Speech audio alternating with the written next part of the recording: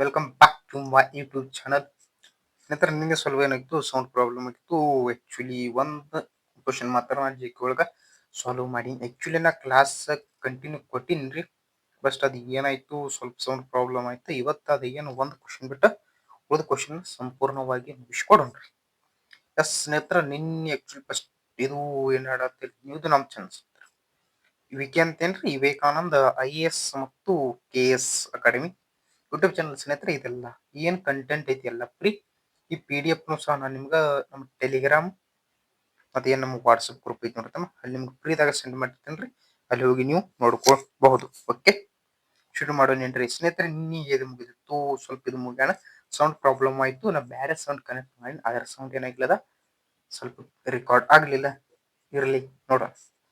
ನೋಡ್ರಿ, ನಿನ್ನೆ ಕ್ವಶನ್ ಏನಿತ್ತು, ಭಾರತ ರಾಷ್ಟ್ರಧ್ವಜದಲ್ಲಿ ಇರುವ ಚಕ್ರದಲ್ಲಿ ಎಷ್ಟು ಗೆರೆಗಳು ಅದಾವ ಅಂದ್ರೆ 24 ಗೆರೆಗಳು. ಈ ಕ್ಲಾಸ್ ನಾನು 360 ಆಂಗಲ್ ಒಳಗೆ ಡಿಸ್ಕಷನ್ ಮಾಡೀನಿ ಕ್ವಶನ್. ಇನ್ನು ಮುಂದುವರೆದ ಕ್ವಶನ್ ನೋಡ್ರಿ, ಭಾರತೀಯ ಸೇನೆಯ ಪ್ರಥಮ ಮಹಿಳಾ ಲೆಫ್ಟಿನೆಂಟ್ ಯಾರು? ಇಂಡಿಯನ್ ಆರ್ಮಿ ಒಳಗ ಲೆಫ್ಟಿನೆಂಟ್ ಮತ್ತು ಗವರ್ನರ್ ಜನರಲ್ ಈ ರೀತಿಯಾಗಿ ಹಲವಾರು ಹುದ್ದೆಗಳು ನಿಮ್ಗೆ ಗೊತ್ತೈತಿ. ಅದ್ರಾಗ ಮಹಿಳಾ ಲೆಫ್ಟಿನೆಂಟ್ ಯಾರು ಅಂತ ಕೇಳ್ತಾರೆ. ಪುನೀತಾ ಅರವಿಂದ್ ಅವರು ಮೊದಲ ಮಹಿಳಾ ಲೆಫ್ಟಿನೆಂಟ್. ಸ್ನೇಹಿತರ, ಭಾರತದ ಪ್ರಥಮ ಪ್ರಧಾನಮಂತ್ರಿ ಯಾರು ಅಂತ ನಿಮ್ಗೆ ಕ್ವಶನ್. ಪ್ರಧಾನಮಂತ್ರಿ, ಮಹಿಳಾ ಪ್ರಧಾನಮಂತ್ರಿ ಯಾರಂದ್ರ ಇಂದಿರಾ ಗಾಂಧಿ ಅವ್ರ ಆಗ್ತಾರೆ. ನೆನ್ಪಿಟ್ಕೋರಿ, ಇಂದಿರಾ ಗಾಂಧಿ. ಸಾಧ್ಯವಾದ ನೋಟ್ಸ್ ಮಾಡಿದ್ದೆ, ಅದಲ್ಲಿ ಒಳ್ಳೇದು. ಇಂದಿರಾ ಗಾಂಧಿ ಅವರು ಏನಾಗ್ತಾರ, ಪ್ರಧಾನ ಮಂತ್ರಿ ಆಗ್ತಾರ. ಈಗ ಪ್ರೆಸೆಂಟ್ ಯಾರಿದ್ದನದಾರ ಅಂದ್ರ ಹಣಕಾಸು ಮಂತ್ರಿ ಯಾರಂದ್ರ ಈ ನಿರ್ಮಲಾ ಸೀತಾರಾಮನ್ ಅವರದಾರ. ಯಾರು ಇವರು ಫೈನಾನ್ಸ್ ಮಿನಿಸ್ಟರ್ ಅದಾರ. ಫೈನಾನ್ಸ್ ಮಿನಿಸ್ಟರ್ ಅದ ನಿರ್ಮಲಾ ಸೀತಾರಾಮನ್ ಅದಾರ. ಇದು ಸಹ ನೀವು ನೋಟ್ ಮಾಡಿಟ್ಕೊಡ್ರಿ, ಯಾಕಂದ್ರೆ ರೀಸೆಂಟ್ಲಿ ಕ್ವಶನ್ ಆಗ್ತದ. ಅವರು ಇತ್ತೀಚೆಗೆ ಬಜೆಟ್ ಮಂಡನೆ ಮಾಡಿದ್ದಾರೆ, ಆದ್ರಿಂದ ಅವ್ರ ಬಗ್ಗೆ ನಿಮ್ಗೆ ಕ್ವಶನ್ ಆಗುವ ಸಾಧ್ಯತೆ ಇರ್ತದೆ. ನೆಕ್ಸ್ಟ್ ಸ್ನೇಹಿತರೆ, 1971 ಅಥವಾ 1971 ಭಾರತ ಪಾಕಿಸ್ತಾನ ಯುದ್ಧದ ಪ್ರಮುಖ ಫಲಿತಾಂಶವೇನು?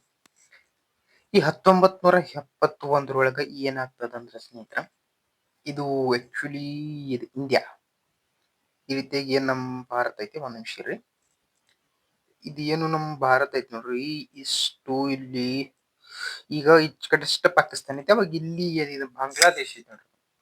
ಈ ಬಾಂಗ್ಲಾದೇಶ ಅವಾಗ ಇದು ಪಶ್ಚಿಮ ಬಾಂಗ್ಲಾ, ಇದು ಪಶ್ಚಿಮ ಪಾಕಿಸ್ತಾನ್ ಮತ್ತು ಪೂರ್ವ ಪಾಕಿಸ್ತಾನ ಅಂತ ಇರ್ತದೆ. ಇಲ್ಲಿ ಹೆಚ್ಚಿಗೆ ಏನಾಗುತ್ತೆ, ಆಕ್ಟಿವಿಟಿ ನಡೀತಿರ್ತಾವ. ಇಲ್ಲಿ ಯಾವುದೇ ಆಕ್ಟಿವಿಟಿ ನಡೀತಿರಂಗಿಲ್ಲ. ಇಲ್ಲಿದ ಹಣ ಅಷ್ಟೇ ಇಲ್ಲಿ ಹೋಗ್ತಿರ್ತದ, ಬಟ್ ಇಲ್ಲಿ ಯಾವುದೇ ರೆಸ್ಪಾನ್ಸ್ ಬರೋದಿಲ್ಲ. ಆದ್ರಿಂದ ಏನಾಗ್ತಾರ, ಇಲ್ಲಿಯ ಜನ ಸ್ವಲ್ಪ ರೊಚ್ಚಿಗೆದ್ದು ಏನ್ ಮಾಡ್ತಾರ, ಪ್ರತ್ಯೇಕ ದೇಶದ ಕೂಗನ್ನಿಟ್ಟು ಈ ಪಶ್ಚಿಮ ಪಾಕಿಸ್ತಾನದ ಮೇಲೆ ಅಟ್ಯಾಕ್ ಮಾಡ್ತಾರ. ಅವಾಗ ಏನಾಗ್ತದೆ, ಈ ಬಾಂಗ್ಲಾದೇಶ ಹುಟ್ಕೊಳ್ತದ.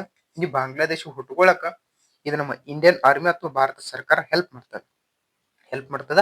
ಅವಾಗ ಏನಾಯ್ತು, ಇದು ಪ್ರತ್ಯೇಕ ಬಾಂಗ್ಲಾದೇಶ ಹುಟ್ಕೊಳ್ತದೆ. ಆದ್ರೆ ರೀಸೆಂಟ್ಲಿ ಇವತ್ತು ನೀವು ನ್ಯೂಸ್ ಪೇಪರ್ ನೋಡಿದ್ಯಾ, ಅದಲ್ಲಿ ಇಲ್ಲಿರ್ತಕ್ಕಂಥ ಬಾಂಗ್ಲಾದೇಶದವರು ಇವತ್ತು ಚೀನಾ ಜೊತೆ ಕೈ ಜೋಡಿಸಿರುವುದು ನ್ಯೂಸ್ ಪೇಪರ್ ನಲ್ಲಿ ಟ್ರೆಂಡ್ ಇರುವುದು ನೋಡ್ಬೇಕು. ಅದಕ್ಕೆ ಈಗ ಯಾರಿಗೂ ಉಪಕಾರ ಮಾಡುವುದಿನ ಇಲ್ಲ ಅಂತ ಹೇಳ್ಬೋದು. ನೀವು ಏನೇನ್ ಬಿಟ್ಕೊಡ್ರಿ, ಬಾಂಗ್ಲಾದೇಶ ಯಾವಾಗ ಸ್ಥಾಪನೆ ಆಯ್ತಂದ್ರೆ 1971 ಎಂತ 1971 ಬಾಂಗ್ಲಾದೇಶ ಸ್ಥಾಪನೆ ಇತ್ತು. ಯಾವುದರಿಂದ ಪ್ರತ್ಯೇಕವಾಯ್ತಂದ್ರೆ ಪಾಕಿಸ್ತಾನದಿಂದ ಪ್ರತ್ಯೇಕವಾಯ್ತು. ಓಕೆ, ಪಾಕಿಸ್ತಾನದಿಂದ ಪ್ರತ್ಯೇಕವಾಯ್ತು. ಇದಕ್ಕೆ ಹೆಲ್ಪ್ ಮಾಡಿದ್ದು ನಮ್ಮ ಇಂಡಿಯಾ. ಎಸ್, ಇಷ್ಟು ನೆನ್ಪಿಟ್ಕೊಳ್ಳಿ ಸಾಕು. ನೆಕ್ಸ್ಟ್ ಸ್ನೇಹಿತರೆ, ಕಾರ್ಗಿಲ್ ಯುದ್ಧ ಯಾವ ವರ್ಷದಾಗ ನಡೀತದೆ ಅಂದ್ರೆ, ಕಾರ್ಗಿಲ್ ಯುದ್ಧ ಸ್ನೇಹಿತರು 1990 ಅಥವಾ 1999 ಕಾರ್ಗಿಲ್ ಯುದ್ಧ ನಡೀತದೆ. ಈ ಕಾರ್ಗಿಲ್ ಎಲ್ಲಿ ಬರ್ತೈತ್ರಿ ಸರ್? ಕಾರ್ಗಿಲ್ ತಮ್ಗೊಡ್ರ ಇದು ಆಕ್ಚುಲಿ ನಿಮ್ಗೆ ಮ್ಯಾಪ್ ರೀಡಿಂಗ್ ದಯವಿಟ್ಟು ಮಾಡ್ರಿ. ಈ ಮ್ಯಾಪ್ ರೀಡಿಂಗ್ ಮಾಡ್ರಿ, ನಿಮ್ಗೆ ಇವೆಲ್ಲ ಕವರ್ ಆಗ್ತಾವ. ಇಲ್ಲಿ ಈ ಸೈಡ್ ಏನ್ ಬರ್ತದ, ಮ್ಯಾಪ್ ಬರ್ತದ. ಇಲ್ಲಿ ಏನ್ ಬರ್ತದ, ಕಾರ್ಗಿಲ್ ಯುದ್ಧ ಬರ್ತದೆ. ಈ ಕಾರ್ಗಿಲ್ ಯುದ್ಧ ಆಕ್ಚುಲಿ 1999 ಕಾರ್ಗಿಲ್ ವಿಜಯೋತ್ಸವ ಆಗ್ತದ.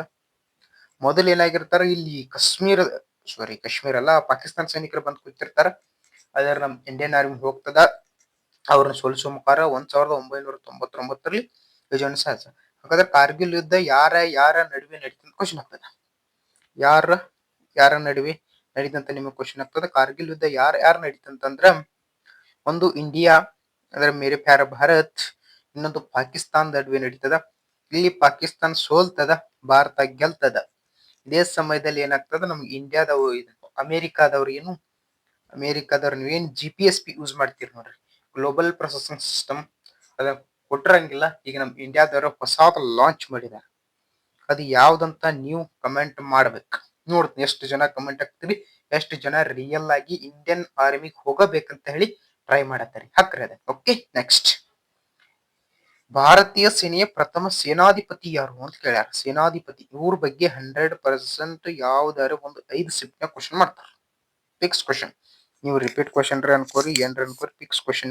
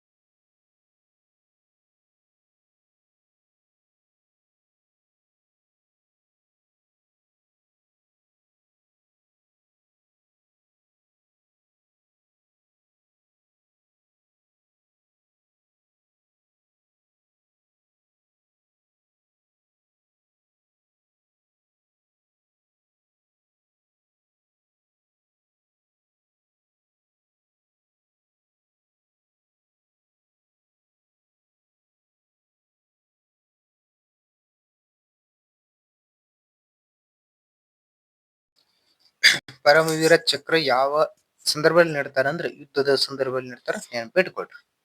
ಹೌದಲ್ರಿ? ನೆಕ್ಸ್ಟ್ ಹೋಗೋಣ. ಬನ್ರಿ ತಮ್ಮ ಸಮಯ ವ್ಯರ್ಥ ಮಾಡೋದು ಬೇಡ. ಸ್ನೇಹಿತರೆ, service before shelf. Service before shelf ಎಂಬ ಉಕ್ತಿ ಯಾವ ರೆಜಿಮೆಂಟ್ ಅದಂದ್ರೆ ಗಡ್ವಾಲ ರೈಫಲ್ಸ್. ಅಂದ್ರೆ ಆಕ್ಚುಲಿ BSF ಒಂದು ಬೇರೆ ಇರ್ತದ, CRPF ಒಂದು ಬೇರೆ ಇರ್ತದ, ಹಾಗೆ CISF ಒಂದು ಬೇರೆ ಇರ್ತದೆ. ಈ ರೀತಿಯಾಗಿ ನಮ್ದು ಸರ್ವಿಸ್ ಬಿಫೋರ್ ಸೆಲ್ಫ್ ಎಂಬುದು ಗಡ್ವಾಲ ರೈಫಲ್ಸ್ ದವ್ರದೈತಿ. ನೆನ್ಪಿಟ್ಟುಕೊಳ್ರಿ. ಸ್ನೇಹಿತರ, ಭಾರತದ ಪರಮಾಣು ಪರೀಕ್ಷೆ ಮೊದಲ ಬಾರಿಗೆ ಎಲ್ಲಿ ನಡೀತು ಅಂದ್ರೆ ಬುದ್ಧನ ನಶುನೆಗೆ 1, ಬುದ್ಧನ ನಶುನೆಗೆ 2. ಇದು ಪೊಕ್ರಾನ್ ಎಂಬಲ್ಲಿ ನಡೆದದ.